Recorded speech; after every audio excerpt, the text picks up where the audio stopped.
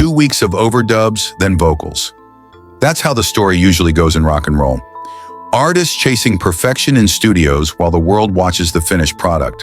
But what happened next wasn't another behind-the-scenes tale about recording sessions. It was something far more shocking. In fact, it was the kind of moment that shakes the very foundation of music history. Mick Jagger, the man who has survived everything this industry could throw at him for more than 6 decades, just made a move so unprecedented, so devastating, that it makes every previous feud in rock look like a playground squabble. And the target of his wrath? Roger Waters. The same Roger Waters whose harsh words about Ozzy Osbourne left fans outraged and grieving family members speechless. The same Roger Waters who built his reputation on criticism, cynicism, and controversy. But this time, he picked the wrong target. Because when Mick Jagger decides to go on the offensive, he doesn't just throw shade, he executes a full-scale demolition. To understand the weight of what just happened, you have to know Mick Jagger's survival strategy. For over 60 years, Jagger has been the most diplomatic figure in rock. He's been called many things: a showman, a businessman, a cultural icon, but never reckless. He's the man who kept his cool when the Beatles tried to outshine the Stones in the 60s. He stayed silent when punk acts in the 70s mocked him as irrelevant. He smiled through the 80s when pop stars borrowed shamelessly from the Stones' sound without proper credit. Jagger's genius wasn't just on stage. It was in the art of never burning bridges, of keeping enemies close, of playing the political game so flawlessly that even his rivals couldn't hate him for long. He was the ultimate survivor, the diplomat of rock and roll, which is why what he did this week is so shocking. Jagger broke his golden rule. He came out swinging, and when he swung harder than anyone expected. In his official statement, Jagger didn't just criticize Roger Waters. He obliterated him.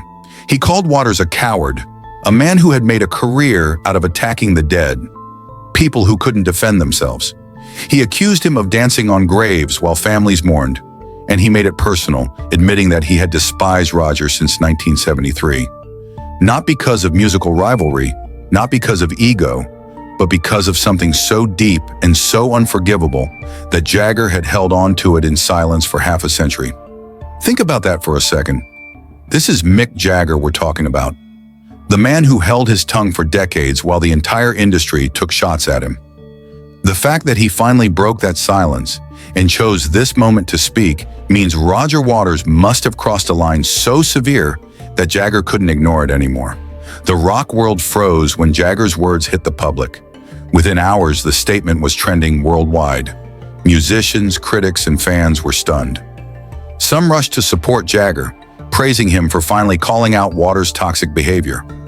Others were shocked that the most diplomatic frontman in history had decided to wage open war. Because make no mistake, this wasn't a rant. This wasn't some emotional outburst. Jagger's language was too sharp, too calculated. This was a master strategist finally executing a plan he had been preparing for decades. And what triggered it wasn't just Waters' insult to Ozzy. That was the spark, yes. But the fuel had been sitting, waiting since 1973. That date wasn't chosen at random. When Jagger said he despised Roger since 1973, he was pointing us to the real story. A betrayal so massive it changed the course of rock history. The details have been buried for 50 years, but Jagger just cracked them open. Back in the spring of 1973, both the Rolling Stones and Pink Floyd were at pivotal moments. The Stones had just wrapped a grueling American tour, but were drowning in tax problems and management disputes. Pink Floyd had earned a reputation for innovation, but hadn't yet conquered the arena rock scene the way Led Zeppelin had. Then along came legendary promoter Bill Graham with an idea that should have rewritten music history, a joint Stones-Floyd world tour. The concept was breathtaking. The Stones' raw, dangerous energy fused with Pink Floyd's technological wizardry. Stadiums filled with lights, soundscapes, and raw power. It would have been the most ambitious concert event of all time, and in private meetings, Jagger and Waters seemed equally thrilled by the idea. But behind the handshake, betrayal was already brewing. At one private meeting in London, Just Jagger, Waters, and Graham sat together discussing the tour. Graham insisted on secrecy. One leak and the whole thing could collapse. Jagger, ever the professional, opened up completely. He shared the Stones' financial situation, their contracts, their availability, even their debts. He trusted Waters to keep it confidential, believing they were partners in creating something revolutionary. Waters, for his part, played the role of an ally. He spoke about Floyd's vision, their equipment needs, their artistic ambitions. By the end of the night, both men had agreed to keep the plan absolutely secret, while Graham worked out the logistics. That should have been the start of rock's most legendary partnership. Instead, it became the seed of a betrayal so ruthless that Jagger would never forgive it. Within 72 hours, the press had the story. Not the truth, not the vision, but a distorted version designed to humiliate. Suddenly, headlines screamed that the Stones were broke, desperate, and clinging to Pink Floyd for survival. Rumors spread that Floyd was selling out its integrity to help rescue a band on the brink of collapse. Detailed financial figures, numbers only Jagger had revealed in that private meeting, appeared in print. The Stones looked like they were begging for relevance. The partnership was mocked as a cash grab, and the trust between Jagger and Waters shattered overnight. It didn't take Jagger long to realize what had happened. Someone had leaked. Not just leaked, but twisted the story into a weapon. And the only person who could have done it was sitting across from him at that London table. The betrayal went even deeper. As Jagger would later discover, while Waters was poisoning the press and sabotaging the joint tour, he was also negotiating a solo deal for Pink Floyd with promoter Bill Graham. A deal that used the very same innovations he and Jagger had brainstormed together. The groundbreaking stage concepts, the ambitious production ideas. All of it was repurposed for Floyd alone. Worse, Waters' lawyers had slipped in clauses that blocked the Stones from pursuing similar projects with Graham. In one move, Waters had stolen the Stones' ideas, crippled their reputation, and locked them out of the premium touring market. It was career sabotage dressed as business. And for Jagger, it was personal. He had trusted Waters. He had shared secrets in good faith, and those secrets had been turned into knives. That's why, 50 years later, Jagger's words cut so deep. When he called Waters a coward, when he accused him of hiding behind attacks on the dead, he wasn't just talking about Ozzy. He was talking about 1973. He was talking about betrayal. He was talking about the night he realized Roger Waters wasn't a visionary ally, but a manipulator willing to destroy careers for his own gain. For 5 decades, Jagger held his tongue, watching Waters parade as a man of principle, a defender of artistic integrity. He listened as Waters lectured the industry about authenticity, about purity, about resisting commercial corruption, and he stayed quiet, waiting. But when Waters went after Ozzy, when he took aim at someone who couldn't fight back, Jagger saw the exact same behavior he'd witnessed in that London meeting. The same arrogance, the same cruelty, the same willingness to profit off someone else's pain. And this time, Jagger wasn't staying silent. What makes this moment historic isn't just the feud itself, it's the precision of Jagger's strike. He didn't rant, he didn't ramble. He released a statement that felt like a legal indictment. It was too measured, too exact. The kind of wording you use when you know you have evidence, which has left the entire rock world buzzing with one terrifying possibility. Jagger isn't just accusing Waters, he's preparing to prove it. And if that's true, then what we're witnessing isn't a spat. It's the beginning of a demolition that could rewrite the entire history of classic rock. The shock waves are still spreading. Younger artists are picking sides. Industry veterans are whispering about the files Jagger has been keeping for decades. Fans are suddenly re-examining the myths they grew up believing about Pink Floyd's rise to dominance. And somewhere out there, Roger Waters is realizing that for the first time in his career, he's facing an enemy who doesn't play by the same rules. Because when Mick Jagger decides it's war, he doesn't just fight to win, he fights to erase you. The silence after Mick Jagger's statement was deafening. For a full day, Roger Waters said nothing.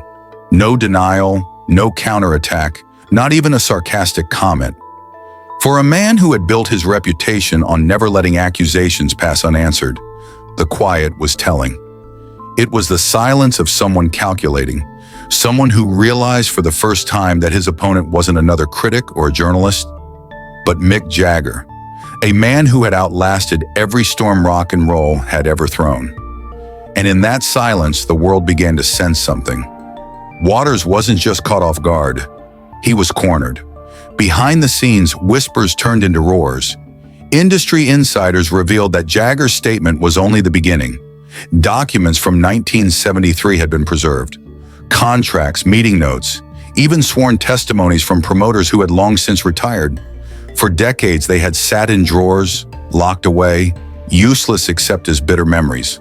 But now, with Waters stepping on Ozzy Osbourne's grave, Jagger had decided to open the vault. And what poured out wasn't just evidence of betrayal.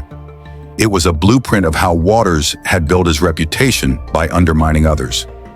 Leaked emails from journalists hinted at the scope of the files.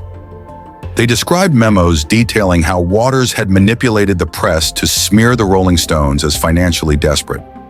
They showed correspondence between Waters' lawyers and Bill Graham that matched almost word for word the ideas Jagger had shared in confidence. And perhaps most damning of all, they revealed a clause in Floyd's contract that explicitly prohibited Graham from negotiating similar megatours with the Stones for a period of 3 years. In other words, while the Stones struggled to rebuild their reputation, Floyd marched into arenas with innovations that had never been theirs to begin with. The reaction was explosive. Younger fans who had idolized Floyd as pioneers began questioning whether their greatest era was built on borrowed genius. Veteran musicians, many of whom had been silent for decades, stepped forward with their own stories. A drummer from a once popular 70s band admitted that Waters had sabotaged their shot at a festival by whispering to promoters that they were unreliable.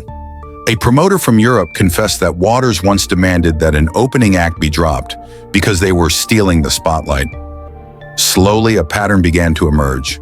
Roger Waters wasn't just competitive, he was ruthless, and his ruthlessness often came at the expense of those who trusted him. Meanwhile, Jagger stayed calm. He didn't gloat, didn't throw gasoline on the fire. He simply released fragments of the truth, each one more devastating than the last. A memo here, a statement there, enough to let the world connect the dots.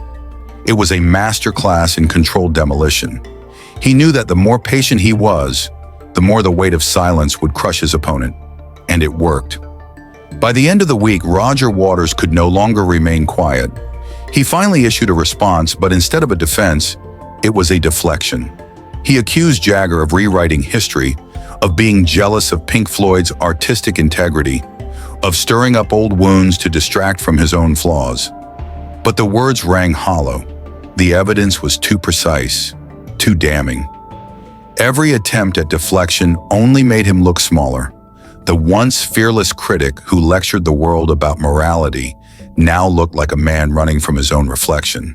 And then came the final blow. At a private tribute concert for Ozzy Osbourne, held in London and streamed to millions of fans worldwide, Mick Jagger took the stage. He didn't come with the Rolling Stones. He didn't come with a full band or fireworks. He came with an acoustic guitar and a single spotlight. The crowd went silent as Jagger, the eternal frontman, spoke not with rage but with sorrow. He told the story of betrayal in 1973, not in legal terms, but in human terms. He described the night he trusted Roger Waters, the night he believed in a partnership that could have changed music forever, and the crushing realization that his trust had been sold for personal gain. He admitted that he had carried the weight of that night for 50 years, swallowing the bitterness, refusing to let it poison him. But when Waters attacked Ozzy, a man who could no longer speak for himself, he realized silence was no longer strength. It was cowardice. And so, he broke it. Then he played a song. Not a Stones hit, not a cover, but something new, something raw. A song about friendship betrayed, about graves disturbed, about the price of arrogance. It wasn't polished, it wasn't perfect, but it didn't need to be. Because in that moment, the entire world understood what was happening. Mick Jagger wasn't just calling out Roger Waters, he was burying him. Not with anger, not with lawsuits, but with truth. the aftermath was swift. Waters' upcoming tour saw mass cancellations. Promoters pulled out, sponsors fled, and ticket sales plummeted. Documentaries that had once painted him as a misunderstood genius suddenly looked dated, naive. Critics rewrote their narratives, acknowledging the darker truths behind his career. Pink Floyd's legacy, untouchable for so long, was now complicated by shadows of betrayal. And while the music remained, the myth crumbled. Meanwhile, Jagger's star, already legendary, reached a new height. For decades, he had been the diplomat, the survivor, the man who never dirtied his hands in public feuds. But now he had shown the world that when pushed too far, he could also be the executioner. And he had done it not for ego, not for headlines, but in defense of something sacred, respect for the dead and respect for the truth. Fans who had loved him for his music now loved him for his integrity. Younger generations who had dismissed him as a relic saw him as the last great line of rock, roaring not for himself but for justice. As the dust settled, one truth became undeniable. This was more than a feud. This was a reckoning. Roger Waters had spent decades building his reputation on cynicism, on tearing others down. But in the end, it was Mick Jagger who tore down the walls brick by brick until nothing was left standing. And as Jagger himself had once sung, "Time waits for no one, not even Roger Waters." When the lights dimmed on that tribute stage and Jagger walked off with his guitar, the world understood that it had just witnessed history, not the kind written in chart positions or box office numbers, but the kind written in scars and revelations. A story half a century in the making, finally told, finally closed. And so the feud ended not with a bang, but with a truth so undeniable that it echoed louder than any guitar riff. Roger Waters, the man who had built his empire on controlling the narrative, had finally lost control. And Mick Jagger, the survivor of every era, had once again proven why he remains untouchable. The rock world will remember the betrayal of 1973. It will remember the silence that followed, and it will remember the day that silence broke, when one legend stood up not just for himself, but for all those who had been silenced before him. In the end, Mick Jagger didn't just defend Ozzy Osbourne's memory. He didn't just settle an old score. He reminded the world that legends aren't made by the battles they avoid, but by the truths they finally choose to speak. And with that, the curtain fell on one of the darkest rivalries in rock history, leaving Roger Waters in ruins and Mick Jagger standing taller than ever.